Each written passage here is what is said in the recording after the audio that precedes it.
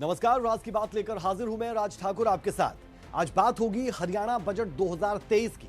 तमाम सवालों के जवाब आपको हमारे इस खास कार्यक्रम में मिलेंगे।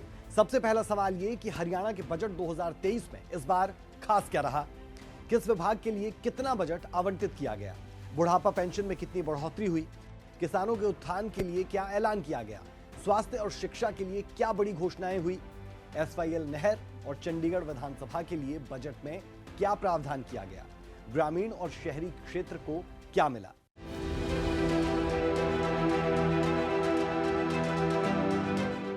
मैं वर्ष 2023-24 के लिए 1,83,950 करोड़ रुपए के बजट का प्रस्ताव कर रहा हूं।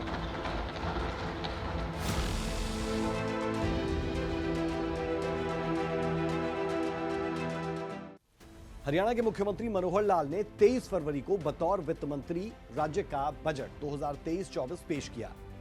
1,83,000 करोड़ के इस बजट में सबसे खास बात यह कि पिछले साल की तरह इस बार भी कोई नया टैक्स नहीं लगाया गया। राज की बात यह कि पिछले साल की तुलना में 11.6% की बढ़ोतरी के साथ ये बजट सामने आया। अपने चौथे बजट से 2024 के लोकसभा और विधानसभा चुनाव की नींव भी साथ साथ रख दी गई। रिपोर्ट देखें।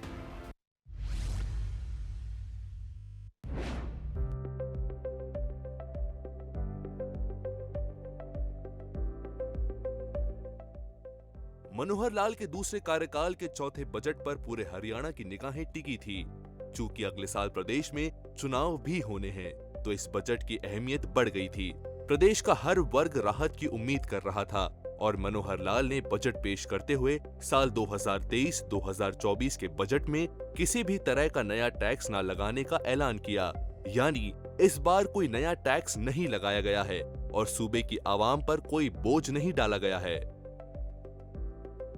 मुझे ये बताते हुए भी खुशी हो रही है कि मैंने वित्त वर्ष 2023-24 के बजट में कोई नया कर लगाने का प्रस्ताव नहीं किया है। मुझे राजस्व के स्रोतों के बेहतर प्रबंधन और राज्य के सार्वजनिक क्षेत्र के उपक्रमों के बेहतर वित्तीय प्रबंधन के माध्यम से अतिरिक्त संसाधन जुटाने की उम्मीद है। इतना ही नहीं, मनोहर लाल के पिटारे से बुजुर्गों और विधवाओं के लिए भी सौगातें निकली। सदन में बजट पेश करते हुए मनोहर लाल ने बुजुर्ग, विधवा और दिव्यांगों की पेंशन में इजाफा करने का ऐलान किया। सरकार ने इनकी पेंशन बढ़ाकर 2,750 रुपए कर दी, जो कि पहले से मिल रही पेंशन से 250 रुपए ज्यादा है। हरियाणा के बुजुर्ग, विधवा और दिव्यांगों को 1 अप्रैल से बढ़ी हुई पेंशन मिलेगी। कुल मिलाकर अपने दूसरे कार्यकाल की आखिरी पूर्ण बजट में मनोहर लाल ने हर वर्ग को खुश करने की कोशिश की है। अब ये देखना होगा कि मनोहर लाल के किस बजट से हरियाणा तरक्की के नए आयाम हासिल करता है। चंडीगढ़ से रवि चंदेल, सूर्या समाचार।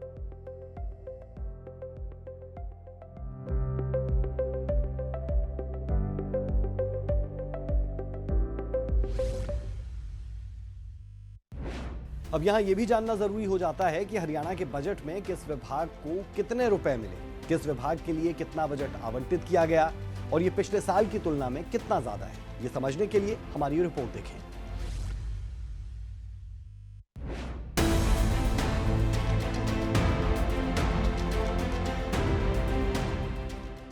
हरियाणा के लोगों का इंतजार खत्म हुआ और 23 फरवरी को मनोहर सरकार का खजाना खुला। मुख्यमंत्री मनोहर लाल ने बतौर वित्त मंत्री अपना पिटारा खोला और अपने दूसरे कार्यकाल का चौथा और अमृतकाल का पहला बजट पेश किया। सदन की कार्यवाही शुरू होते ही मुख्यमंत्री मनोहर सरकार ने सबसे पहले सरकार की मंशा जाहिर की और कहा कि उनका मकसद हरियाणा को विकास की बुलंदियों पर ले जाना है। सरकार की विवेकपूर्ण नीतियों एवं वित्तीय उपायों के फलस्वरूप प्रदेश की अर्थव्यवस्था में पुनः गति आई है। मैं राज्य के निवासियों, कोविड योद्धाओं और इस कठिन समय में हमारी मदद करने वाले सभी व्यक्तियों की सेवा भावना और योगदान को नमन करता हूं। हम एक मजबूत और बेहतर समाज व राज्य बनने की ओर अग्रसर हैं। अमृत काल में प्रवेश करते समय हम अपनी उपलब्धियों को समेकित करके उसकी मजबूत नींव पर नए हरियाणा को विकास की नई बुलंदियों पर लेकर जाएंगे। कृषि क्षेत्र के लिए मनोहर सरकार ने साल 2023 में 7,342 करोड़ तो साल 2022 में 5,758 करोड़ रुपए आवंटित किए थे। इसी तरह गृह क्षेत्र के लिए 2023 में 6,826 करोड़ और 2022 में 6,444 करोड़ रुपए का बजट रखा। शिक्षा विभाग में साल 2023 के लिए 20,340 करोड़ और 2022 के लिए 19,698 करोड़ रुपए दिए। वहीं स्वास्थ्य विभाग के लिए वर्ष 2023 में 9,647 करोड़ और 2022 में 8,053 करोड़ रुपए का बजट में प्रावधान था।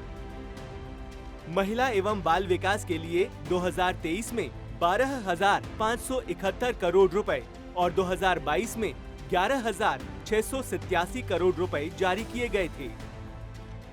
कौशल विकास और रोजगार क्षेत्र के लिए साल 2023 में 1,663 करोड़ और 2022 में 1,061 करोड़ रुपए का बजट में प्रावधान था। बिजली एवं नवीनीकरण ऊर्जा के लिए वर्ष 2023 में 8,274 करोड़ रुपए और साल 2022 में 7,201 रुपए जारी किए थे। वहीं उद्योग के लिए साल 2023 के बजट में 1,386 करोड़ और 2022 में 762 करोड़ रुपए जारी किए थे। परिवहन विभाग की बात की जाए तो इस बार के 2023 के बजट में 4,131 करोड़ रुपए और 2022 में 3,693 करोड़ रुपए बजट जारी किए गए थे। पंचायत एवं ग्रामीण विकास के लिए साल 2023 के लिए 7,202 करोड़ रुपए और 2022 में 4,225 करोड़ रुपए जारी किए थे। मैं वर्ष 2023-24 के लिए 1,83,950 करोड़ रुपए के बजट का प्रस्ताव कर रहा हूं, जो कि संशोधित अनुमान वर्ष 2022-23 के 1,64,808 करोड़ रुपए पर 11.6% की वृद्धि है। इस मौके पर मुख्यमंत्री मनोहर लाल ने ये भी कहा कि राजस्व घाटा लगातार कम हो रहा है।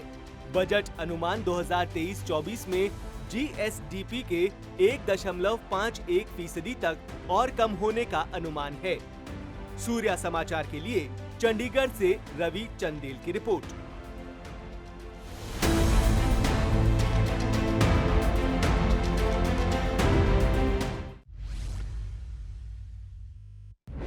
इस बार के बजट में गौशालाओं का बजट 40 करोड़ से 400 करोड़ कर दिया गया। राज की बात ये कि जिस तरह से करनाल और गुरुग्राम की गौशालाओं में गौवंश की एक के बाद एक मौत होती दिखी, उसे लेकर विपक्ष सरकार को घेर रहा था। तो आइए जानते हैं गौपालन के लिए इस बजट में क्या कुछ खास रहा। मुख्यमंत्री मनोहर लाल का ऐलान। गौ सेवा और गौपालन का बढ़ाया बजट। गौ सेवा का बजट 40 करोड़ से हुआ 400 करोड़। हरियाणा की मनोहर लाल सरकार अपनी गठबंधन सरकार इस चौथे बजट में एक शानदार घोषणा जो मनोहर सरकार ने की है, वो है गौ सेवा को लेकर। ऐसे भी मनोहर लाल का गौ प्रेम किसी से छुपा नहीं है। आपको बता दें कि वर्ष 2023-2024 के लिए इस बार सदन में हरियाणा की मनोहर लाल सरकार कुल 1,83,950 करोड़ का बजट पेश कर रही है, जिसमें सभी वर्गों क्षेत्रों का विशेष ख्याल रखा जा रहा है। अब बात गौ सेवा की।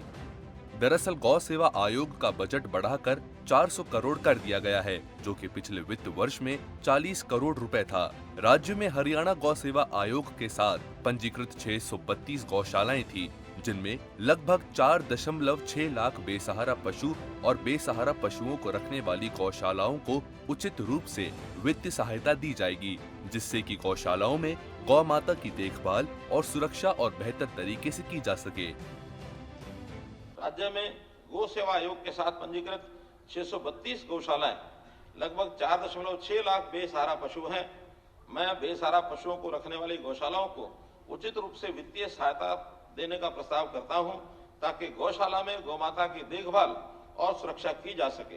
हरियाणा गौ सेवा आयोग के लिए वर्ष 2023-24 के लिए प्रावधान बढ़ाकर 400 करोड़ रुपए करने का प्रस्ताव है। हरियाणा गौ सेवा आयोग में पंजीकृत कई गौशालाओं के लिए ग्राम पंचायतों की सहमति से ग्राम पंचायत भूमि उपलब्ध कराई जाएगी। गौशालाओं को गोवर्धन योजना से जोड़ा जाएगा, जिसके तहत हर जिले में बायोगैस प्लांट बनाए जाने का प्रस्ताव है।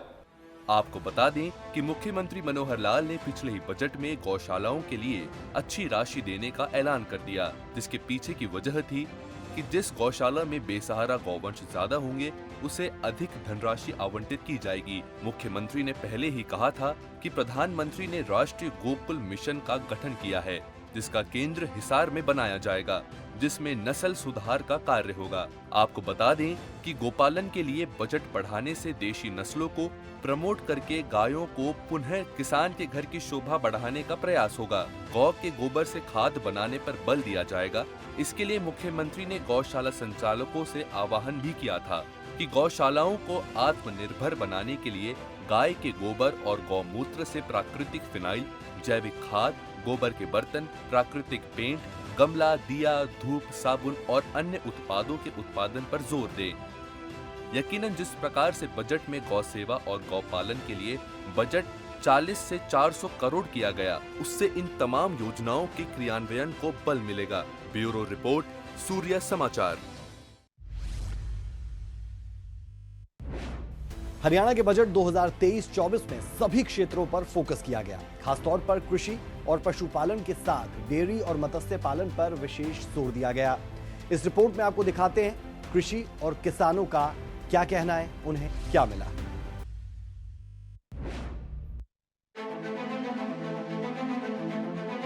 हरियाणा के मुख्यमंत्री मनोहर लाल ने वर्ष 2023-2024 का बजट पेश किया और कहा कि ये बजट अमृतकाल की ओर ले जाने वाला बजट है। आपको बता दें कि हरियाणा कृषि प्रधान राज्य है। इस लिहाज से कृषि से जुड़ी हुई कई घोषणाएं मुख्यमंत्री मनोहर लाल ने बतौर वित्त मंत्री की। आइए नजर डालते हैं कृषि क्षेत्र को बजट में क्या मिला। 20,000 एकड़ क्षेत्र में प्राकृतिक खेती का लक्ष्य रखा गया है। वहीं चौधरी चरण सिंह हरियाणा कृषि विश्वविद्यालय, हिसार हरियाणा कृषि प्रबंधन एवं विस्तार प्रशिक्षण संस्थान, जींद के साथ ही सिरसा जिले के मंगियाना में प्राकृतिक खेती के लिए 3 प्रशिक्षण केंद्र भी स्थापित किए जाएंगे। साथ ही कृषि गतिविधियों में ड्रोन को अपनाने के लिए 500 युवा किसानों को ड्रोन संचालन का प्रशिक्षण दिया जाएगा।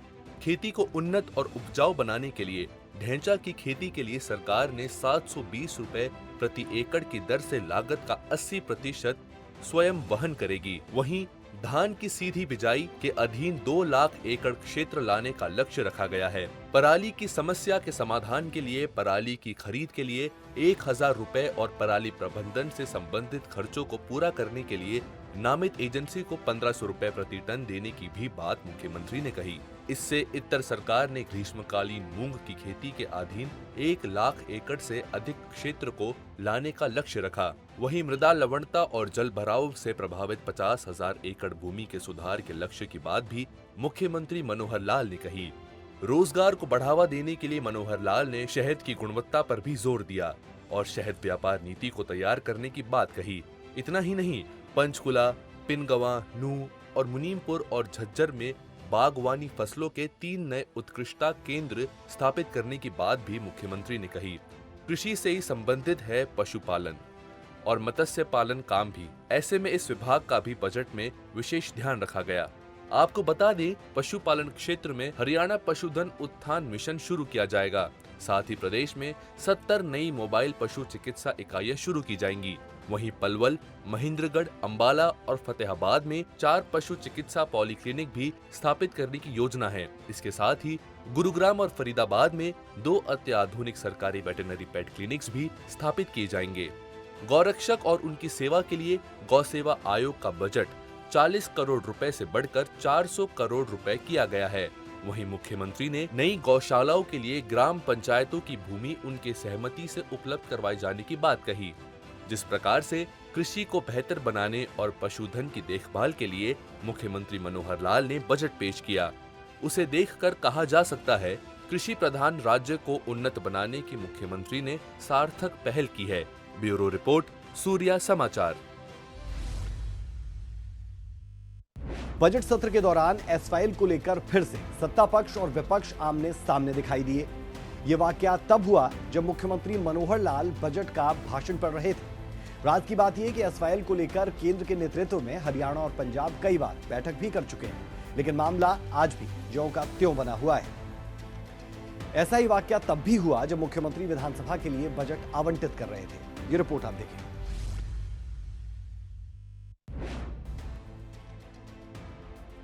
एसवाईएल का मुद्दा हमेशा से ही विवादों में रहा है। हरियाणा पंजाब इस मुद्दे को लेकर लगातार आमने सामने है। केंद्र के नेतृत्व में दोनों राज्य कई बार बैठक कर चुके हैं, लेकिन मामला आज भी ज्यों का त्यों बना हुआ है। इस बार बजट में एसवाईएल के लिए 101 करोड़ आवंटित किए गए। सर्वोच्च न्यायालय के 15 जुलाई 2022 के निर्देशों के मद्देनजर एसवाईएल नहर के निर्माण पर पंजाब के मुख्यमंत्री के साथ 3 बैठकें आयोजित की गई, जिनमें से 2 की अध्यक्षता केंद्रीय जल शक्ति मंत्री ने की। रावी ब्यास नदी प्रणाली के पानी का अपना वैध हिस्सा प्राप्त करने के लिए सरकार एसवाईएल नहर के निर्माण के लिए प्रतिबद्ध है। मैं वर्ष 2023-24 में विशेष रूप से इस उद्देश्य के लिए 101 करोड़ रुपए का परिव्यय आवंटित करने का प्रस्ताव करता हूं। बजट सत्र में जैसे ही एसवाईएल का मुद्दा आया तो सत्ता पक्ष और विपक्ष आमने सामने हो गया। इस दौरान भूपेंद्र सिंह हुड्डा ने कहा कि सुप्रीम कोर्ट के आदेशों के बावजूद भी सरकार एसवाईएल का निर्माण करवाने में असफल साबित हो रही है। क्या मायने है? बैठक का मायना यही है, उसका एग्जीक्यूशन। सुप्रीम कोर्ट का बहुत आदेश बार बात होली, बात हुई थी पिछली बार भी असेंबली में, उसका एग्जीक्यूशन ऑर्डर सुप्रीम कोर्ट ने देना है। ये तो आपका वकील कह देगा हम नेगोशिएट कर लेंगे, तो उसका क्या इलाज है? वो तो जब फाइनलिटी अटेन कर चुका है खोदने के लिए इम्प्लीमेंट नहीं होता है तो उस न्यायालय से उच्चतम न्यायालय है, कंटेम्प्ट ऑफ कोर्ट डालो। चलिए, खोदने के लिए कसी लेके भी जाने वाले लोग थे, हम भी आप भी, अगर चाहें तो जाके कसी ले जाके खोदना शुरू कर देते हैं। जो खोदेंगे वो ऑर्डर सुप्रीम कोर्ट ने करना है। मैं कह रहा हूँ सुप्रीम कोर्ट का फैसला हो चुका है, इम्प्लीमेंट नहीं करता तो कंटेम्प्ट ऑफ कोर्ट डालो। क्यों नहीं डालते कंटेम्प्ट ऑफ कोर्ट? कोई अगर आदेश की पालना ना हो तो कंटेम्प्ट ऑफ कोर्ट डलता है। सुप्रीम कोर्ट का फैसला फाइनलिटी अटेन कर चुका है। चलिए, मैं वित्त वर्ष 2023-24 के लिए थे, मैं भी था, गृह मंत्री भी थे, और वहां सारे वकीलों ने कहा था ये फाइनलिटी अटेन कर चुका है। फिर अब किस बात की हम क्यों एग्री करें? हम बैठेंगे, हम बैठ के बात करें, क्यों करें हम? इस समय जो मैंने बताया, अभी तो हमने बजट उसके लिए तय किया है। अब बजट तय करने का भी उसके लिए तो विरोध नहीं है ना, मेंशन किया इस बात इसके लिए तो मना नहीं है। आपने बैठक का मेंशन किया, बजट मेंशन करना है ना? आपने बैठक का मेंशन किया, मैं तो आप पूरे पढ़ते रहे, मैं नहीं बोला बजट इसमें मेंशन ऐसा किया है आपने कि 2 मुख्यमंत्री की बैठक का तो हुई ना।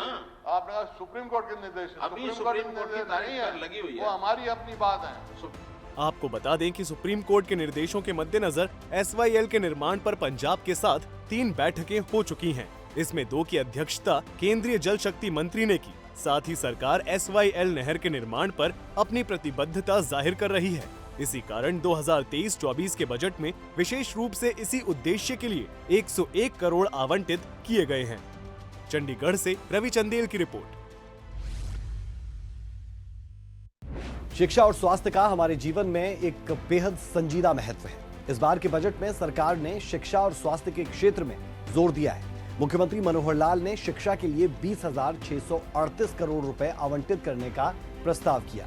राज की बात यह कि पिछले बजट से 5.2% ये बजट ज्यादा है। रिपोर्ट देखें।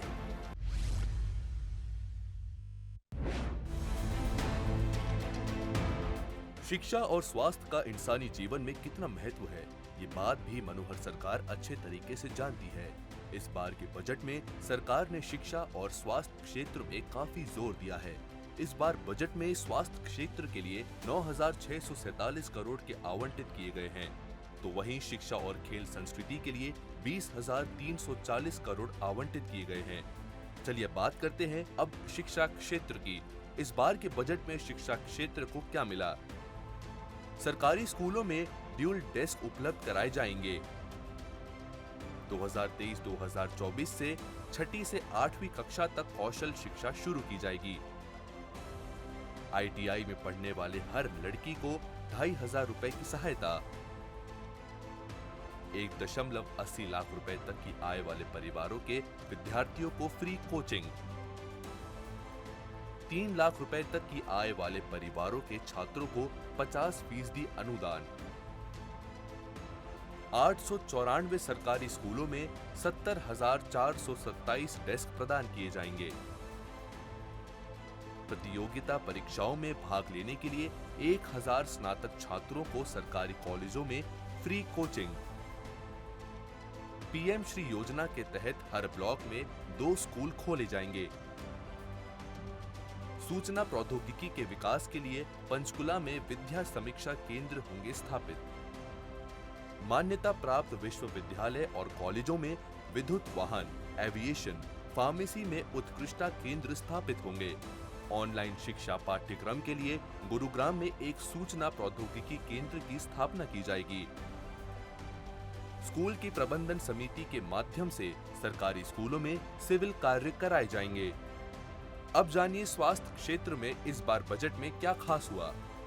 स्वास्थ्य, चिकित्सा, शिक्षा और आयुष क्षेत्र को 9,647 करोड़ रुपए आवंटित। 3 लाख रुपए तक वार्षिक आयु वाले परिवार चिरायु आयुष्मान भारत योजना में शामिल होंगे। नए मेडिकल घोषणा के साथ 11 नर्सिंग कॉलेज और पैरा मेडिकल कॉलेज शुरू किए जाएंगे। गुरुग्राम में 700 बिस्तर का अत्याधुनिक मल्टी स्पेशलिटी जिला अस्पताल बनाया जाएगा। महेंद्रगढ़, जींद और भिवानी में 3 सरकारी मेडिकल कॉलेज शुरू होने की संभावना है। एमबीबीएस की सीटें 1,350 बढ़ाई जाएंगी। 1.80 लाख रुपए तक आय के सभी परिवारों की मुफ्त वार्षिक स्वास्थ्य जांच।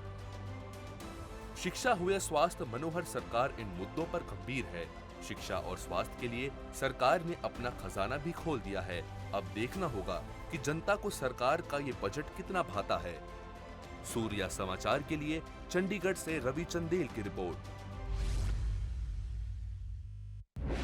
हरियाणा के बजट में ग्रामीण और शहरी क्षेत्रों पर भी फोकस किया गया। गांवों को शहरों की तर्ज पर रोशन किया जाएगा, तो शहरों में अनाधिकृत कॉलोनियों को नियमित किया जाएगा। ये रिपोर्ट देखिए।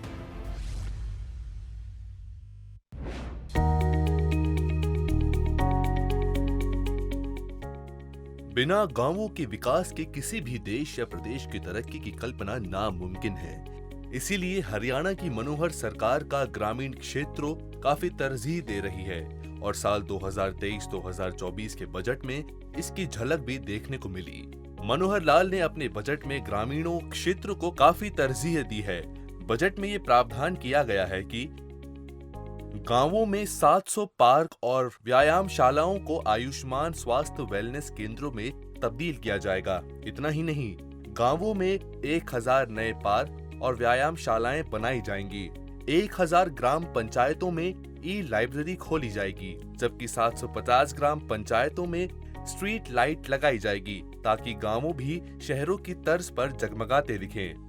वर्ष 2023-24 में 1000 ग्राम पंचायतों में ई पुस्तकालय खोलने का प्रस्ताव करता हूं। ये पुस्तकालय जनसंख्या के आधार पर 3 श्रेणियों में खोले जाएंगे। इसके अतिरिक्त मैं मौजूदा ग्राम पंचायत भवनों में विशेष मरम्मत के बाद 468 उच्च सुविधाओं वाले जिम्नेजियम और 780 महिला संस्कृति केंद्र स्थापित करने का प्रस्ताव करता हूं। सिर्फ गांव ही नहीं, शहरों के विकास के लिए भी मनोहर सरकार प्रतिबद्ध नजर आ रही है। यही वजह है कि सरकार ने ये भी ऐलान किया है कि अनधिकृत कॉलोनियों को नियमित किया जाएगा। दिव्य नगर योजना के तहत 500 करोड़ रुपए खर्च किए जाएंगे। बड़े शहरों में सीवरेज के बुनियादी ढांचों के सुधार के लिए 200 करोड़ रुपए खर्च किए जाएंगे। नगर निगम और नगर परिषदों में 1000 नागरिक सुविधा केंद्र बनाए जाएंगे। मौजूदा 108 सीवरेज उपचार संयंत्रों के 10 किलोमीटर के दायरे में स्थित 1500 ग्राम पंचायतों में मलयुक्त गाद का उचित संग्रह और परिवहन सुनिश्चित किया जाएगा। इसके साथ ही सरकार जिले के खंड मुख्यालय जहां 20 किलोमीटर के दायरे में कोई एसटीपी स्थित नहीं है, में एक मलयुक्त गाद उपचार संयंत्र की स्थापना की प्रक्रिया भी शुरू करेगी। राष्ट्रीय स्तर पर अपनी अलग पहचान बना चुकी हरियाणा की नगर पालिकाओं के सफाई कर्मचारियों के लिए बजट से मनोहर सौगात निकली। अब सफाई कर्मचारियों को हर महीने 1000 रुपए दिए जाएंगे। सूर्या समाचार के लिए चंडीगढ़ से रवि चंदेल की रिपोर्ट।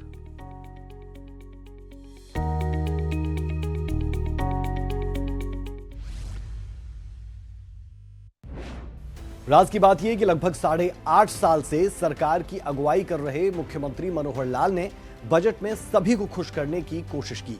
फिलहाल के लिए राज की बात में इतना ही। कल फिर मिलेंगे एक और खबर के साथ, जिसके हर पहलू की बारीकियों तक जाकर आपके सामने रखेंगे राज की बात। इजाजत दें, नमस्कार।